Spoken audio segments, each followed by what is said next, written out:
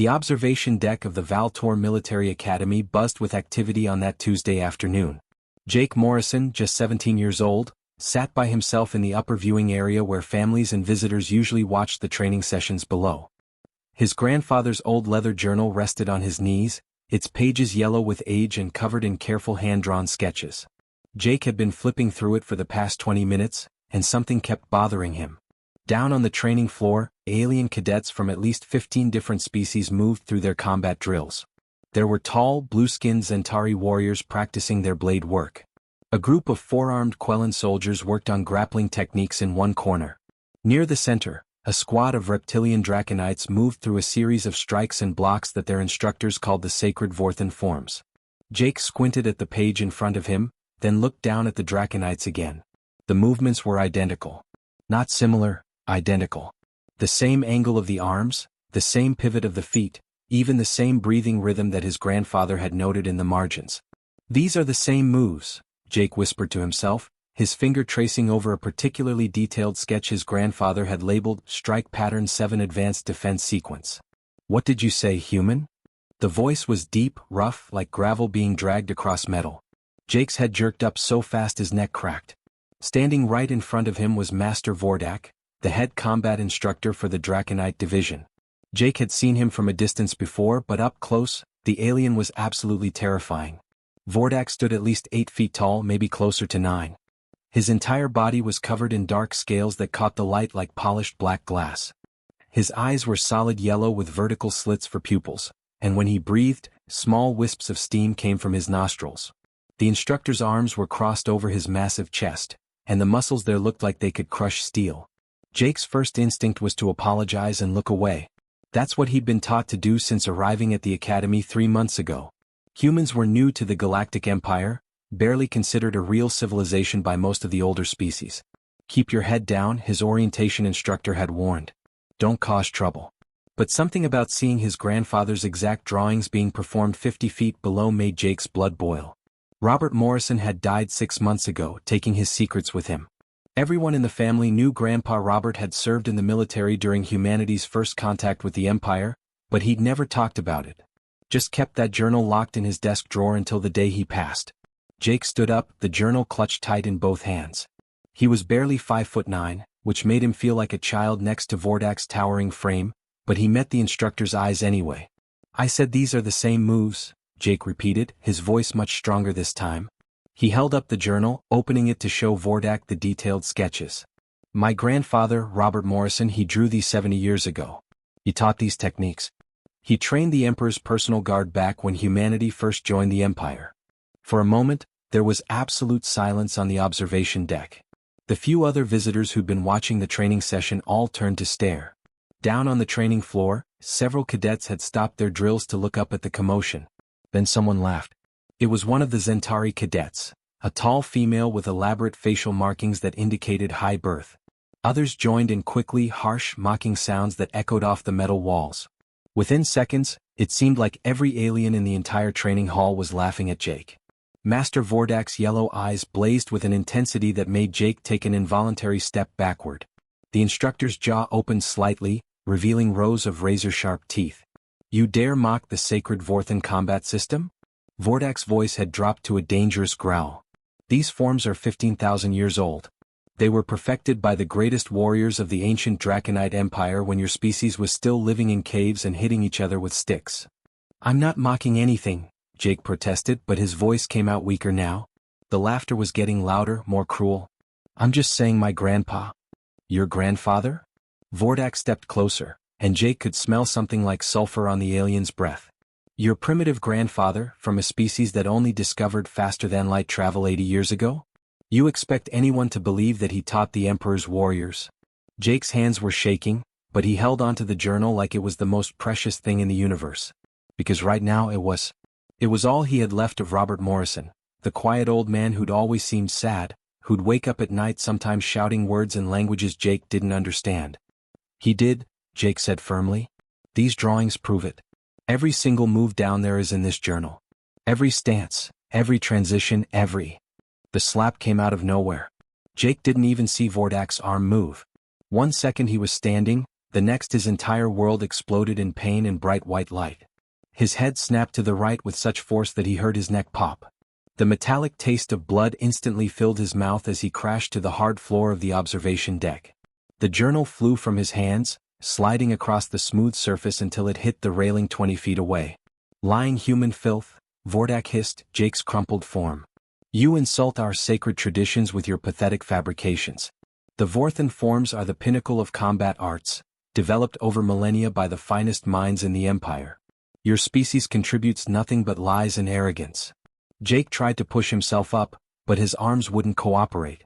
His left cheek felt like it was on fire and something was wrong with his jaw. When he touched his face, his fingers came away bloody. Remove this insect from my academy, Vordak commanded, gesturing to 2 security guards who'd come running at the commotion. The guards, both heavily built Quellan soldiers with their distinctive 4 arms under his shoulders, and hauled him to his feet. His legs barely worked and his vision was blurry with tears he refused to let fall. As they dragged him toward the exit, Jake managed to turn his head. Through the haze of pain he saw someone moving in the back of the observation deck. An elderly human woman in grease-stained mechanics coveralls had been working on some kind of wall panel, probably fixing the climate control system or something. But now she was standing perfectly still, staring directly at the scene unfolding before her. The guards pulled Jake past a maintenance corridor, and for just a second the woman stepped into the light. She was probably in her 70s, with short gray hair and deeply lined skin that spoke of a hard life. Her name badge, partially covered by her collar, read something that ended in Morrison E. The woman bent down and picked up Jake's grandfather's journal from where it had fallen. Her weathered hands trembled as she opened it, and Jake saw her eyes go wide with recognition, with something that looked like shock and grief and anger all mixed together. Then the guards yanked him around a corner and she disappeared from view. Jake sat on the hard metal bench in the detention cell, holding a cold gel pack against the left side of his face. The swelling had gotten worse over the past hour, and his entire jaw throbbed with a deep, painful ache. Every time he moved his mouth even slightly, sharp pain shot through his cheek. He was pretty sure Vordak had cracked something when he hit him. The cell was small and bare, just gray walls, a bench and a tiny toilet in the corner. A force field hummed across the doorway, casting everything in a faint blue glow. Jake had never been in trouble before, not real trouble anyway. He'd gotten detention once in middle school for talking during class, but this was serious. He kept replaying the moment in his head. The slap. The laughter. His grandfather's journal flying across the floor. Jake's eyes burned with tears he'd been holding back for the last hour. Not from the pain, though that was bad enough, but from the humiliation. From the anger. From knowing that his grandfather had been telling the truth all along, and nobody would ever believe it. The force field suddenly flickered off with a soft beep. Jake looked up as the detention cell door slid open. The elderly mechanic from the observation deck walked in first, still wearing those grease-stained coveralls. Behind her came a Quillian security officer, one of the 4-armed aliens Jake had seen around the academy. His name badge read Captain Drex. Jake tensed up, expecting more trouble. Maybe they were moving him to a worse cell. Maybe they were going to kick him out of the academy entirely and send him back to Earth in disgrace. But the old woman's face was kind, gentle, even. She moved slowly like her joints hurt and sat down on the bench beside Jake. Up close, Jake could see her eyes were red, like she'd been crying recently. She held his grandfather's journal carefully in both hands, treating it like something precious. "Hello, Jake," she said softly, her voice barely above a whisper. "My name is Ellen Morrison. I'm your grandfather's sister." Jake's mouth fell open, sending another spike of pain through his injured jaw. He stared at her, really looked at her this time. Now that she'd said it, he could see the resemblance. She had the same nose as his grandfather, the same shape to her eyes. The same way of tilting her head slightly when she looked at someone. "That's impossible," Jake managed to say, though the words came out slurred because of his swollen face. "My dad told me his Aunt Ellen died in the border wars. That was like 50 years ago." Ellen smiled sadly and reached out to gently touch Jake's uninjured cheek. Her hand was rough with calluses, the hand of someone who'd worked with tools her entire life. "Your grandfather told everyone that to protect me," she said, and her voice cracked with emotion. "After what happened on the Imperial homeworld, Bobby thought it was safer if the galaxy believed I was dead. So I've been hiding for 75 years, moving from station to station, working as a mechanic. Just another old human fixing broken machinery. Nobody pays attention to people like that." Captain Drex shifted uncomfortably by the door, His forearms crossed in a way that suggested he wasn't entirely happy about being there. But he didn't interrupt. Jake shook his head, confused and overwhelmed. I don't understand. What happened? What does any of this have to do with Grandpa Robert's journal? Ellen opened the journal carefully, running her fingers over the hand-drawn diagrams. A single tear rolled down her wrinkled cheek and dropped onto the yellowed page. Bobby didn't just train the Emperor's men, Jake.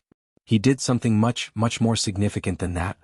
She looked up, meeting Jake's eyes with an intensity that made him sit up straighter despite the pain. Your grandfather created their entire combat system. Every single technique they call the sacred Vorthen forms? Bobby Morrison invented them. The words didn't make sense at first. Jake's brain couldn't process what she was saying.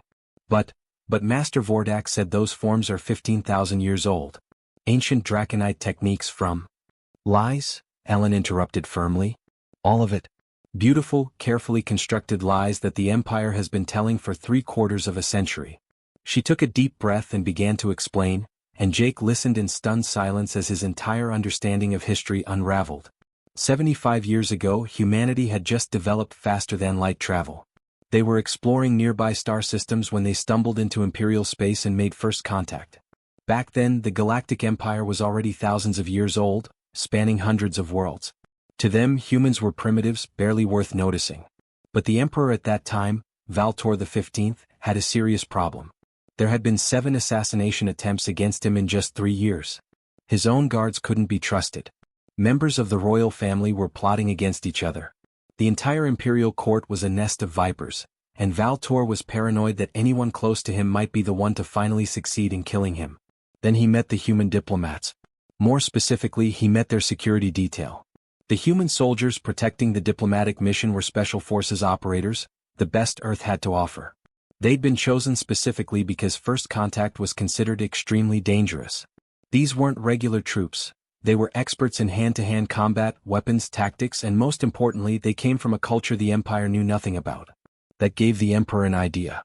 What if he recruited warriors from this unknown species to be his personal guards? People who had no connections to imperial politics, no family members who might be bribed or threatened. Outsiders who would be completely loyal because they'd have nowhere else to turn? He approached the human government in secret. Money was offered, lots of it. Technology too. Things that would help humanity catch up to the rest of the galaxy. In exchange, Earth would provide its best special forces operators to serve as the Emperor's shadow guard. 20 human soldiers were selected for the program. Robert Morrison, then just 30 years old and already a legend in Earth's military, was chosen to lead them and train them. Bobby spent 18 years on the Imperial homeworld, Ellen continued, her voice thick with memory. He took everything he knew, boxing, wrestling, jiu-jitsu, knife fighting, military combat tactics, and combined it all into one complete system. He trained the Emperor's shadow guard to be the deadliest warriors in the galaxy. Jake's head was spinning. But why would they lie about it? Why not just admit a human created it? Captain Drex spoke up for the first time, his voice rough and uncomfortable. Because the Empire's entire identity is built on the idea that they are superior to younger species. Admitting that a human, a primitive as they called your people back then, had created the combat system used by the Emperor's elite guards? It would have been political suicide. Ellen nodded grimly. So they made Bobby sign agreements. Non-disclosure contracts that threatened execution if he ever talked about what he'd done. They erased all records of the human guards. They rewrote history, claimed the Vorthen forms were ancient techniques rediscovered from old texts. They built an entire mythology around it. And the other soldiers? Jake asked quietly. Ellen's face darkened. Most of them died in accidents, over the years. Training mishaps. Equipment failures. Bobby figured out what was happening and got me off the Imperial homeworld before they could eliminate me too. He faked my death in the border wars and set me up with a new identity. I've been hiding ever since, working on stations across the Empire, watching them take credit for my brother's life work. She opened the journal to a page near the middle, showing Jake a detailed breakdown of a complicated grappling sequence. In the margins, Robert Morrison had written notes in careful handwriting. Developed this counter technique after studying Draconite physiology. Their center of gravity is higher than humans, use that against them. This journal is proof, Ellen said. Proof that everything the Empire has been teaching for 75 years came from Bobby's mind. Every technique, every principle, every strategy. It's all here, documented in his own hand, dated years before the Empire claims to have rediscovered these ancient forms. Jake looked up at Captain Drex. Why are you helping us? Your Imperial security. The Quillian officer's forearms uncrossed and he stepped closer. Because I've served in the Imperial military for 30 years, and I've always wondered why the Vorthan forms seem so different from other ancient combat arts. They're too practical, too efficient. They lack the ceremonial elements that old fighting styles usually have. He paused. And because last week I found evidence that Master Vordak has been accessing classified files about something called Project Morrison. When your aunt showed me what she'd been collecting for 75 years, everything made sense. Ellen reached into her coveralls and pulled out a small data drive. I've been gathering evidence across dozens of systems. Training footage that shows Bobby teaching those exact techniques. DNA records. Communications logs. All hidden in maintenance systems where nobody bothers to look. She handed it to Jake. And now it's time to bring the truth into the light. Captain Drex had led them to a forgotten storage room 3 levels below the detention block. The room was filled with old equipment covered in dust sheets, maintenance parts that hadn't been used in years, and in the very back corner, a locked metal cabinet that looked like it had been welded shut decades ago. Ellen pulled out a small cutting torch from her toolkit and made quick work of the lock. When she opened the cabinet doors, Jake's breath caught in his throat. Inside was a full set of combat armor, but not like anything he'd ever seen before. It was sleek and black, made from some kind of material that seemed to absorb light rather than reflect it. Across the chest plate was an insignia, a human fist surrounded by stars that Jake didn't recognize. The Imperial Shadow Guard, Ellen said quietly, running her hand over the armor with something like reverence. Bobby's original unit. I kept his armor all these years, moved it from station to station, always hoping I'd never need to use it. She began putting it on, and Jake watched in amazement as his 70-something-year-old aunt transformed before his eyes. Each piece of armor seemed to fit perfectly, like it had been waiting for her all this time. First came the underlayer, a flexible bodysuit that covered her from neck to feet. Then the leg plates, secured with magnetic locks that clicked into place with satisfying precision. Despite her age, Ellen moved with an efficiency that spoke of decades of practice. Her hands didn't shake as she attached the chest plate, the shoulder guards, the arm pieces. Every movement was smooth, practiced like she'd done this 1,000 times before, which Jake realized she probably had. Jake, listen to me very carefully, Ellen said as she secured the final pieces of armor. She pulled out a small data chip from a hidden pocket in her coveralls and pressed it into Jake's hand. This chip contains everything I've collected over 75 years. Training footage, documents, communication logs, DNA evidence. I need you to upload these files to every network node you can access. Spread it across the entire station system so they can't contain it. Jake's hands trembled as he held the tiny chip. Aunt Ellen, I don't know how to. Captain Drex will help you, Ellen interrupted, her voice calm but firm. She picked up the helmet, a sleek piece with a dark visor, and tucked it under her arm. There's a maintenance terminal 2 corridors over. Get there, plug in the chip and let it run. It's automated. It'll do the rest. But what about you? Jake's voice cracked with fear. He just found this aunt he never knew existed. He couldn't lose her now. Ellen smiled, and for a moment she looked exactly like his grandfather, that same sad, kind expression Bobby Morrison used to get when he thought nobody was watching. I'm going to buy you time, sweetheart. Aunt Ellen, you can't fight them alone. Master Vordak is coming with guards, they'll have weapons, I've been preparing for this moment for 75 years, Ellen said, and suddenly her voice wasn't soft anymore. It was hard, determined, filled with a lifetime of anger and grief that had been bottled up for too long. Your grandfather taught me everything he knew before he sent me into hiding. Every technique, every secret, every single thing he never shared with the Empire. I've spent 3/4 of a century watching them take credit for Bobby's genius while I fixed their broken machines. Well, I'm done hiding. The sound of heavy footsteps echoed from somewhere above them. Lots of footsteps moving fast. Then came a voice that made Jake's blood run cold. Master Vordak, his words booming through the station's corridors like thunder.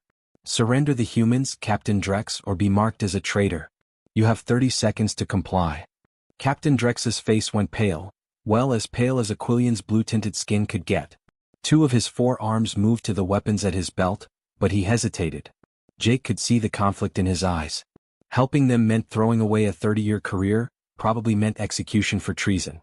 Go, Ellen said to both of them, putting on her helmet.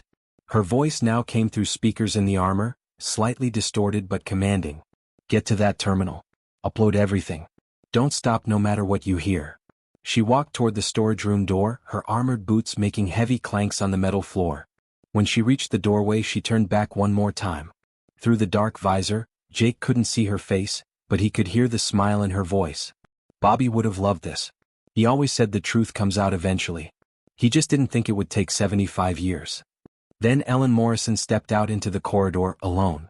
Jake rushed to the doorway to watch, with Captain Drex right behind him. The corridor stretched about 60 feet in each direction, dimly lit with the yellowish emergency lighting that always ran in the lower station levels.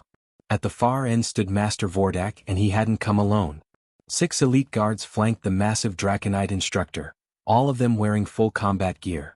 These weren't regular station security, these were Imperial military special forces probably. Jake could see the distinctive red markings on their armor that indicated advanced combat training. 3 were Draconites like Vordak, 2 were heavily built Centauri warriors with their characteristic blue skin, and 1 was something Jake didn't recognize, some kind of insectoid alien with 4 legs and bladed arms. They all had weapons drawn, energy rifles that hummed with barely contained power, blades that glowed with some kind of heating element that would cut through almost anything. Master Vordak stood in the center of them, his arms crossed over his massive chest. He wasn't wearing armor, just his instructor's uniform, but he didn't need armor. The confidence radiating from him was absolute. When he saw Ellen standing alone in the corridor, he laughed. It was an ugly sound, like rocks grinding together, echoing off the metal walls. "An old woman?" Vordak's voice dripped with contempt. "This is the great Morrison legacy?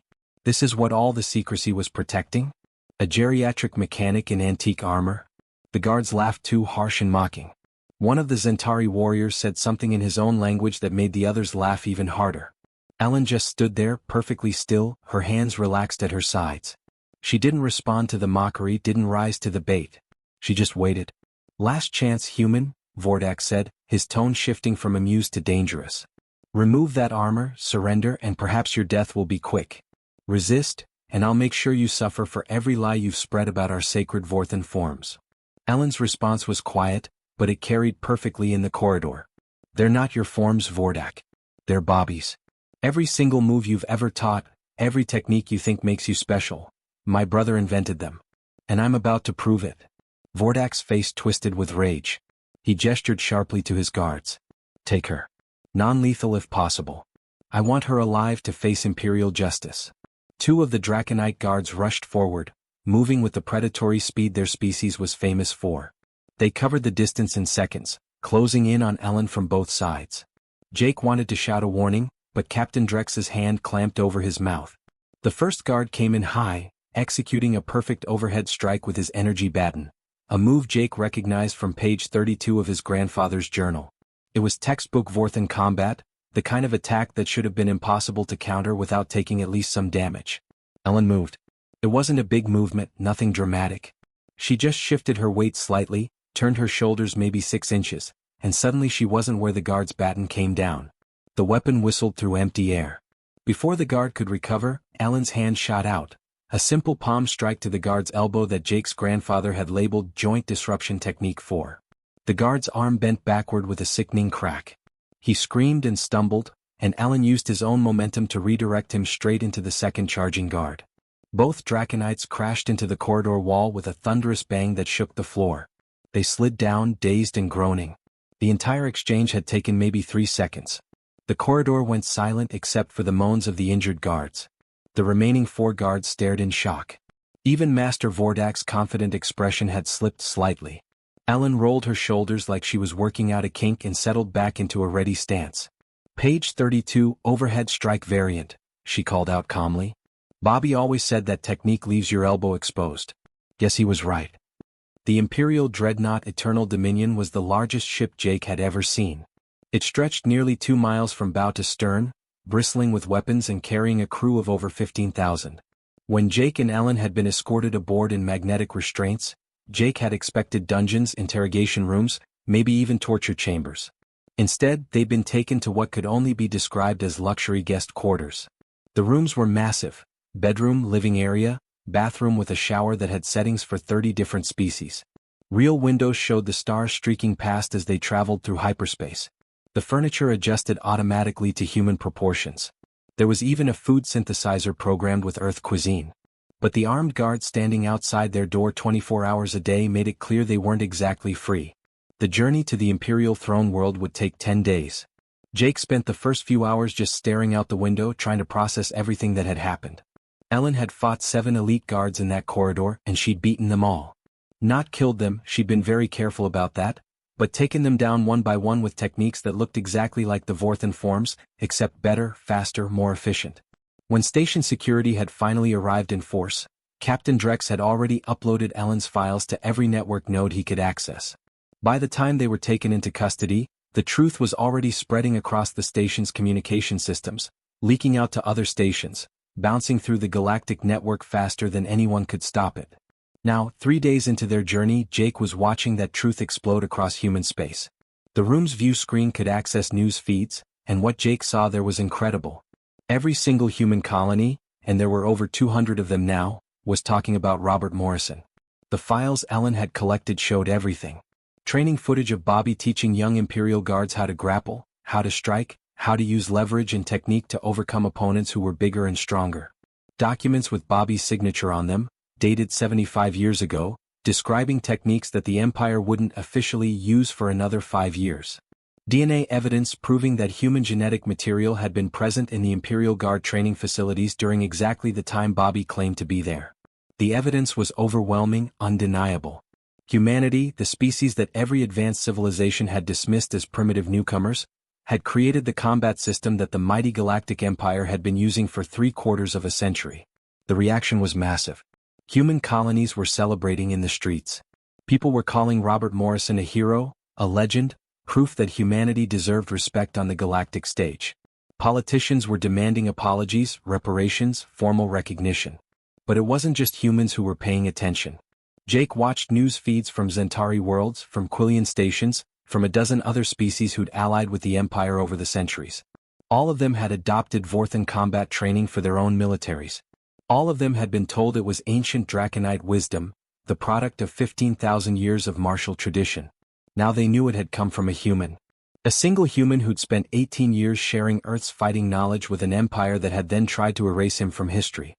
The political implications were staggering. Anti-imperial factions that had been quiet for decades suddenly saw an opportunity. If the Empire had lied about something this fundamental, what else had they lied about? Protests broke out on frontier worlds. 3 minor species formally demanded renegotiation of their alliance treaties. The Empire was facing its biggest political crisis in centuries, and it had started because Jake Morrison had opened his grandfather's journal in the wrong place at the wrong time. On the 4th day of their journey, Ellen knocked on Jake's door and told him it was time to start training. They'd been given access to one of the ship's cargo bays for exercise, under heavy guard supervision of course. The bay was enormous, easily 100 feet on each side, empty except for some storage containers pushed against the walls. "Your grandfather was brilliant," Ellen said as they stretched together on the metal floor. She traded her armor for simple exercise clothes, but she moved with the same deadly grace Jake had witnessed in that corridor. Bobby didn't just teach the Empire random martial arts techniques. He analyzed everything: wrestling, boxing, jiu-jitsu, knife fighting, military close-quarters combat, even tactical firearms use. Then he combined it all into one comprehensive system. She stood up and gestured for Jake to mirror her stance. The Empire had never seen anything like it because they'd never needed anything like it. Most species in the galaxy have some kind of natural advantage: size, strength, speed, extra limbs, built-in weapons. Draconites have their scales and claws. Zentari have enhanced reflexes. Quillians have 4 arms. Jake copied her position, feet shoulder-width apart, knees slightly bent, hands up in a guard position.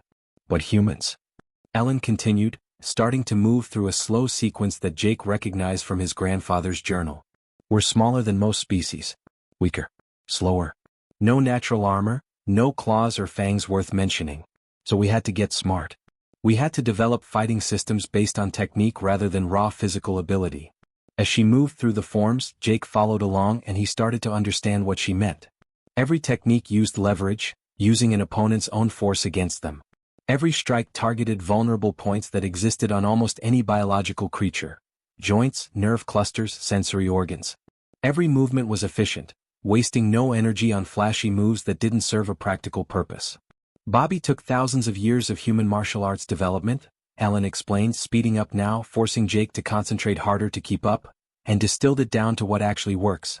No ceremony, no ritual, no techniques that only look good. Just pure, practical combat effectiveness. That's what made it revolutionary. They trained for 3 hours that first day. By the end, Jake was exhausted, dripping with sweat, his muscles screaming. But he'd learned more about his grandfather's system than he'd ever understood from just reading the journal. Over the next 6 days they trained every single day. Ellen was a demanding teacher, just as strict as Bobby had apparently been. She corrected Jake's stance constantly, made him repeat movements dozens of times until they became automatic, taught him not just how to perform techniques but why they worked. The Empire teaches these forms by rote, Ellen said on the 7th day as they worked on grappling techniques.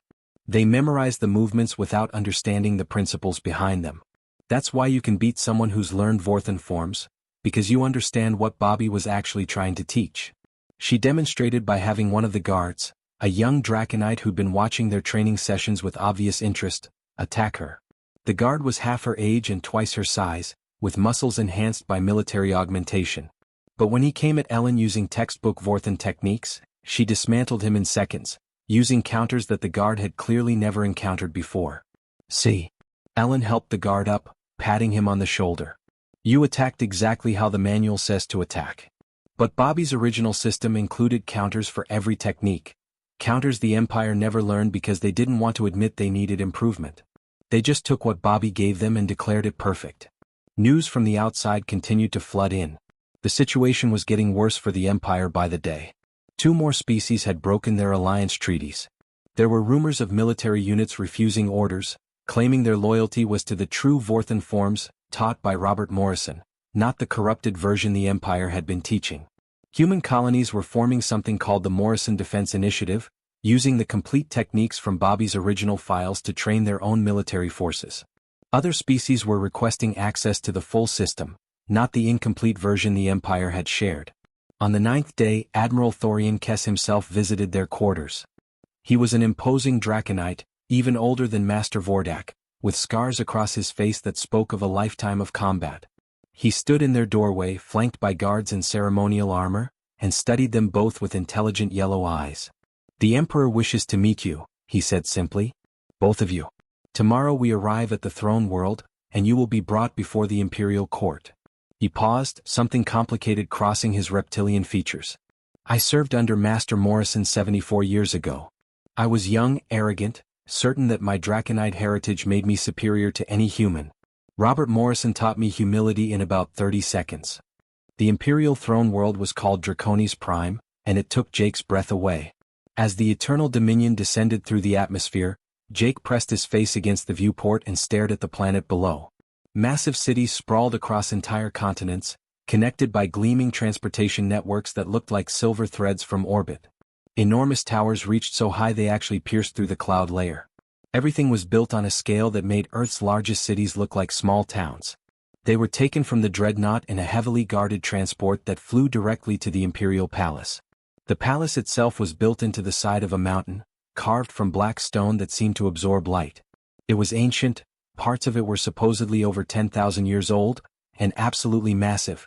Jake counted at least 50 towers before he gave up trying. The guards led them through corridors that seemed designed to make visitors feel small and insignificant. The ceilings were at least 40 feet high, decorated with murals showing the Empire's military victories over the centuries. Statues of famous warriors lined the halls, each one twice life-size and carved from materials Jake didn't recognize. But as they walked deeper into the palace, Jake started noticing something strange. Many of the statues had features that didn't quite match the Draconite form. Their proportions were slightly off, their facial structure subtly different. One statue in particular caught his attention. A warrior in combat stance, his hands positioned exactly like a technique from page 63 of his grandfather's journal. The statue's face had been stylized, made to look more reptilian, but the underlying bone structure looked distinctly human. Ellen noticed it too. She squeezed Jake's hand and whispered, "Bobby told me about these. The Empire commissioned them right after he left, supposedly depicting ancient masters from thousands of years ago. But look at their stances, their proportions. They're human, Jake. The Empire has been surrounded by evidence of your grandfather's legacy this entire time, and they've been pretending not to see it. Finally they reached the throne room. The doors were massive slabs of metal decorated with scenes of battle, and they opened silently despite their enormous weight. The room beyond was staggering in its grandeur. The floor was polished stone that reflected light like a mirror. Hundreds of courtiers lined the walls, representatives from dozens of species, all wearing elaborate formal dress. The ceiling disappeared into darkness far above, making the room feel infinite. At the far end, elevated on a platform carved from a single piece of black crystal, sat the imperial throne. And on that throne sat Emperor Valtor Corvath 17, ancient and imposing even in his obvious age. But Jake's attention was immediately drawn to the woman standing beside the throne. She was tall, easily 6 feet, and powerfully built in a way that suggested serious combat training. Her skin had a faint greenish tint that marked Draconite heritage, but her facial structure, her proportions, even the way she stood were undeniably human. She wore armor that bore the insignia of the Imperial Guard commander, and when her eyes met Jake's across the throne room, he saw they were green, the exact same shade as his own. The guards escorted them forward, their footsteps echoing in the cavernous space. Every eye in the room followed them. Jake could hear whispers, feel the weight of hundreds of gazes assessing them, judging them. His heart pounded so hard he thought everyone must be able to hear it. They stopped about 20 feet from the throne platform. One of the guards gestured for them to kneel, but Ellen remained standing. After a moment's hesitation, Jake stayed standing too. The woman beside the throne stepped forward, descending the steps with fluid grace. Up close, the mix of human and Draconite features was even more apparent. She had her mother's reptilian eyes, but they were shaped like human eyes. Her hands had 4 fingers instead of 5, but they moved with distinctly human gestures. When she spoke, her voice was thick with emotion. "I've waited my entire life to meet you." Emperor Valtor rose from his throne, a slow, painful movement that revealed just how old he truly was. He had to be at least 150, maybe older. His scales had faded to a dull gray, and he moved with the careful deliberation of someone whose body no longer obeyed commands the way it once had. As he descended from the platform, Jake saw something he hadn't expected: weariness. Deep, soul-crushing weariness that went beyond physical exhaustion. This was someone carrying the weight of decades of guilt. "Ellen Morrison," the Emperor said, his voice still strong despite his age. "You look exactly like your brother described you. Robert spoke of you often during his time here. He missed you terribly." Ellen's jaw tightened, but she didn't respond. Valtor turned to Jake. "And you must be young, Jake. You have Robert's eyes. His determination too, I suspect." The Emperor paused, something like regret crossing his reptilian features. "I owe your family a debt that can never be repaid. Your grandfather gave me 18 years of his life, and I repaid him with betrayal." "Why?" Ellen's voice was hard as steel. "Why erase him? Why try to kill everyone who knew the truth?" The Emperor closed his eyes briefly, and when he opened them again, they were filled with an ancient sadness. "When my sister Lyria fell in love with Master Morrison, I forbade it. Our society 75 years ago was not ready to accept that a member of the imperial family could love a human. The political pressure was immense. Nobles were calling for Robert's execution just for daring to be in the same room as a princess." He gestured to the woman standing beside him. "I sent Robert away to protect him, not knowing that Lyria was pregnant. By the time I learned the truth, it was too late. Lyria died giving birth to Diana, and I was left with a choice: admit that the heir to the throne was half human or lie." The woman, Princess Diana, spoke softly. "I was raised in secret, told my father was a distant noble who died in battle. They suppressed my human features as much as they could with cosmetic alterations when I was young, but as I grew older, the truth became harder to hide." "Why tell the truth now?" Ellen demanded. "Why not just eliminate us like you eliminated the others?" Emperor Valtor met her gaze steadily. "Because I'm dying, Ellen. The physicians give me perhaps 6 months. And because I've watched the empire I built crumble under the weight of its own lies." He gestured to the courtiers lining the walls. "Half of them hate me for admitting the truth about the Vorthan forms. The other half hate me for lying about it in the first place. The empire is tearing itself apart, and Diana will inherit chaos." He turned to his daughter. "Diana's human heritage was my deepest shame, the secret I've protected for 70 years. But now," he looked back at Ellen and Jake, "now it must become our greatest strength. Diana needs to be connected to Robert Morrison's legacy, needs humanity's support if she's going to hold the empire together."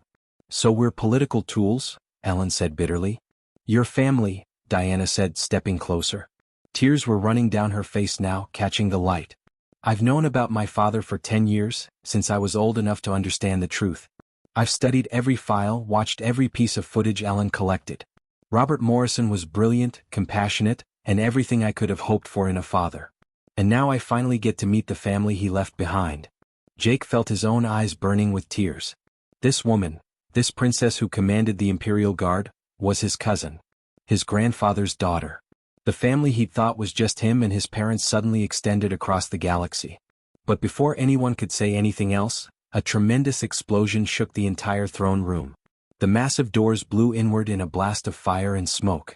Courtiers screamed and scattered. Guards rushed forward, forming protective lines. Through the smoke, Master Vordak strode into the throne room at the head of at least 50 soldiers, all wearing armor marked with the old Imperial crest, the one the Empire had used before Robert Morrison's time. These were traditionalists, nobles and military officers who'd built their entire identity on the lie of Draconite superiority. Traitor Emperor. Vordak's voice boomed across the throne room. You would destroy everything our people have built. You would let a half-breed human mongrel rule the greatest empire in galactic history. You would admit that our sacred combat arts came from primitives. He pointed directly at Diana. That thing is not fit to breathe Imperial air, much less sit on the throne. And you? He turned his burning gaze on Ellen and Jake. You Morrison vermin started all of this. You should have died quietly like the rest of Robert Morrison's students. But since you survived, we'll correct that mistake now. More soldiers poured through the destroyed doors. Jake's heart sank as he counted them, at least 100, maybe more. These weren't regular guards. These were elite troops, veterans wearing commendations for dozens of campaigns. The throne room erupted into chaos. Soldiers loyal to the Emperor clashed with Vordak's traditionalist forces. Energy weapons fired, filling the air with crackling light and the smell of ozone. The beautiful polished floor cracked and scorched. Diana drew her blade, a beautiful weapon that hummed with energy, and moved to protect her father. Ellen, unarmed and unarmored, pushed Jake behind her and settled into a combat stance that Jake recognized from their training sessions. Master Vordak smiled, showing all his sharp teeth. Finally, I get to finish what should have been done 75 years ago. The complete elimination of the Morrison bloodline.